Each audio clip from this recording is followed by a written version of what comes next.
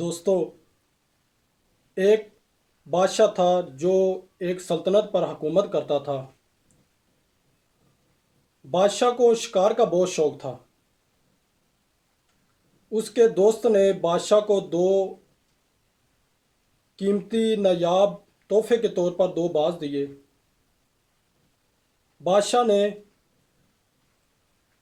उन बाजों की ट्रेनिंग के लिए बाजों को शिकार करने का तरीका सिखाने के लिए फ़ज़ा में उड़ने के लिए एक ट्रेनर रखा।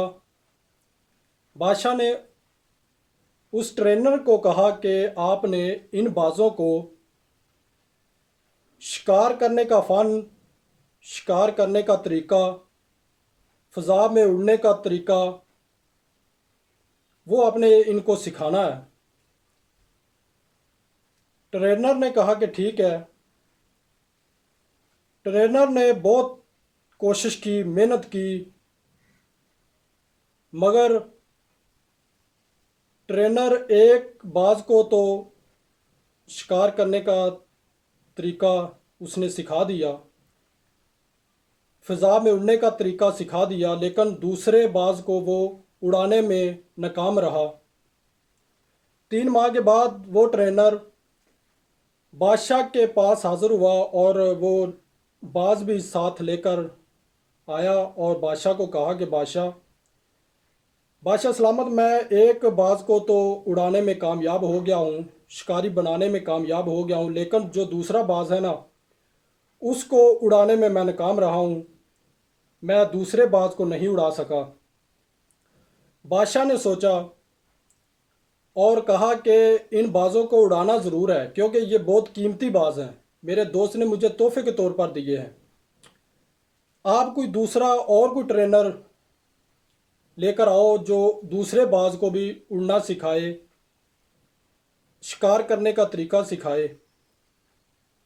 कोई ऐसा ट्रेनर ढूंढो कि वो इसको सब तरीके बताए। कुछ वक्त ढूंढते रहे, लेकिन उन्हें कोई अच्छा ट्रेनर ना मिला कि जो वो दूसरे बाज को उड़ा सके और शिकार के तरीके सिखला सके। एक देहाती सादा सा आदमी, उसने कहा कि दूसरे बाज को मैं उड़ाऊंगा। बादशाह सलामत को कहा कि बादशाह सलामत, मैं उड़ाऊंगा दूसरे बाज को। बादशाह ने कहा कि ठीक है। वो जो देहाती आदमी था, सादा आदमी, दूसरे दिन उसने दूसरे बाज को उड़ा दिया। बादशाह जब देखने के लिए गया, सुबह दूसरे दिन सुबह देखने के लिए गया, तो वो दोनों बाज हवा में उड़ रहे थे। वो ट्रेनर भी साथ था। बादशाह ने कहा कि तूने ऐसा क्या किया कि जो ट्रेनर 3 माह में नहीं कर सका, तूने एक दिन में कर दिया है कि दूसरा बाज भी हवा में आपने उड़ा दिया है। उस आदमी ने कहा कि बादशाह सलामत, मैंने कुछ नहीं किया। जिस शाख पे ये बाज बैठा हुआ था ना, जिस शाख को ये छोड़ता नहीं था, ये उड़ता नहीं था, मैंने उस शाख को काट दिया। जब मैंने शाख को काटा तो ये बाज खुद ब खुद फजा में, हवा में उड़ना शुरू कर दिया इसने।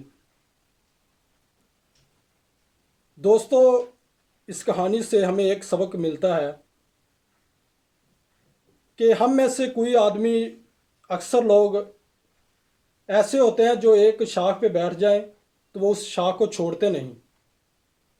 वो उड़ने की हिम्मत नहीं करते, हौसला नहीं करते, वो उस शाख पे बैठे रहते हैं।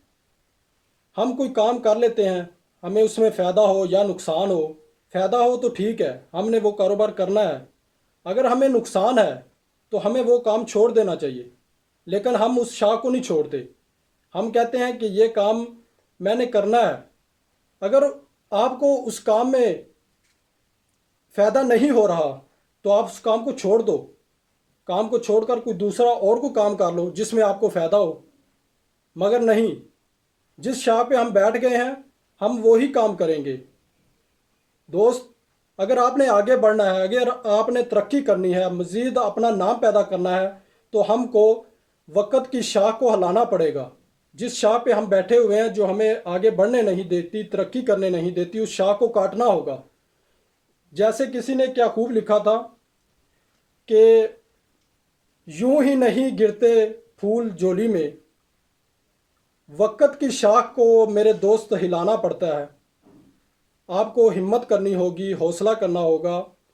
आपको आगे बढ़ने के लिए जिस मुकाम पे आप बैठे हुए हैं, अगर उस मुकाम से, उस कारोबार से आपको फ़ायदा नहीं हो रहा तो उस काम को छोड़कर आप कोई और काम कर लो। जिस शाख पे आप बैठे हुए हैं उस शाख को काटो और फ़ज़ा में उड़ो, आगे बढ़ो, तरक्की करो, मेहनत करो, कामयाबी हासिल करो। अगर आप उस शाख पे बैठे रहोगे तो आप अपना दुनिया में नाम नहीं पैदा कर सकेंगे। तो मेरा नाम है आकिब जवेद। मेरी सारी वीडियो फेसबुक पे नहीं मिलती। मेरा यूट्यूब चैनल आकिब जवेद कसूरी सर्च करेंगे तो सारी वीडियो आपको मिल जाएंगी। वीडियो देखकर, सुनकर लाइक, शेयर, कमेंट्स और सब्सक्राइब ज़रूर करना, ताकि हर वीडियो, आने वाली नई वीडियो आपको वक्त पर मिलती रहे। तब तक के लिए अपने भाई आकिब जवेद कसूरी को इजाज़त दें। खुदा हाफिज़।